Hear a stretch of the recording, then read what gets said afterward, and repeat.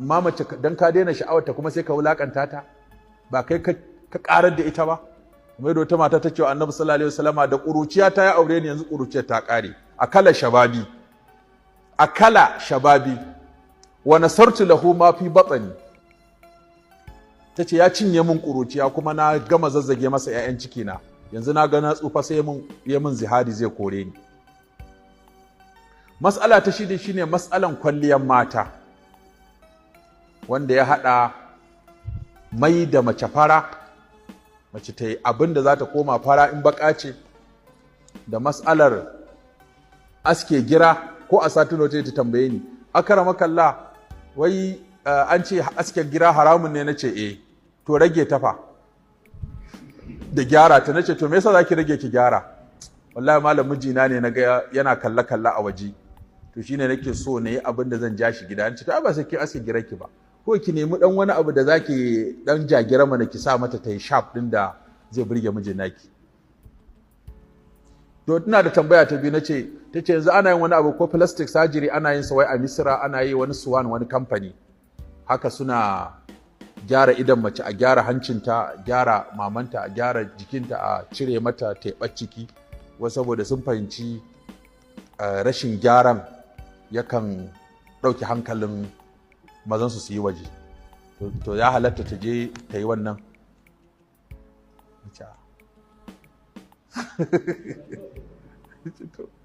Nace za abin haya kai haka?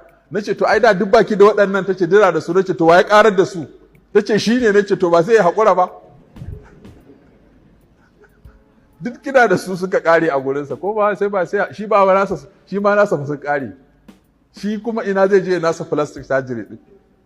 Ko ki haƙura kawai a zauna haka a lallaba ai haƙuri. Dama shi yasa Allah ya ce soyayya da tausayi. Idan kana zaune da yarinya farko ku yi soyayya, in an tsufa a tausaya wa juna. Ka kare ta kare, a haƙura a ƙarasa a haka.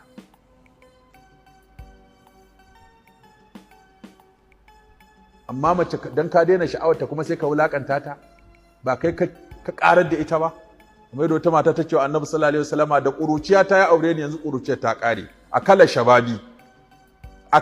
shababi wa nasartu lahu ma fi batni. Tace ya cinye min kuruciya kuma na gama zazzage masa ƴaƴan ciki na.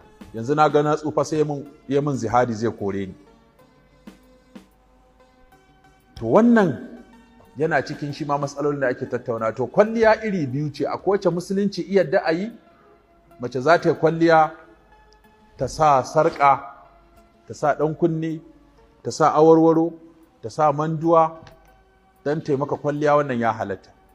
Amma ba a yadda ta kankare haƙoranta don ta yi wushirya ba, ba a yadda ta aske gashin girarta don ta yi maka sharp ɗin da kake so ba.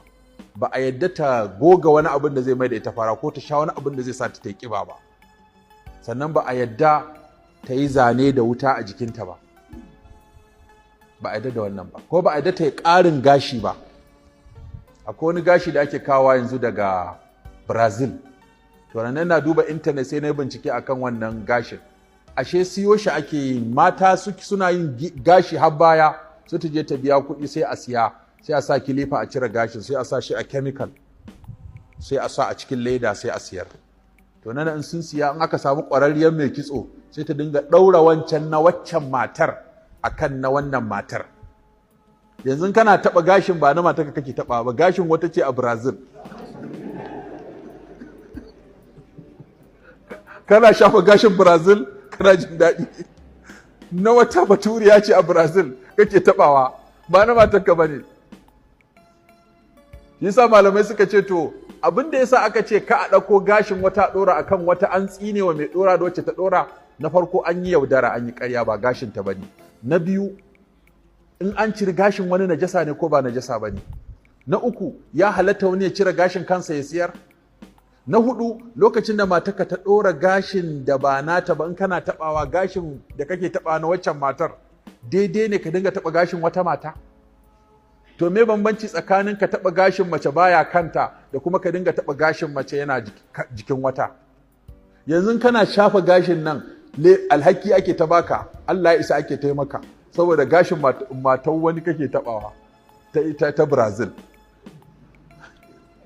ba na matarka ba ne. To me burgewa a cikin wannan? Haka suka ce shi sa shari'a ta ce ka a yi, amma a yi kitso da zare da ulu da leda, wannan a yi gida-gidan nan ya kyau, wannan ba matsala. Amma a ɗauko gashin wata a ɗora kai, tsinuwa ta tabbata.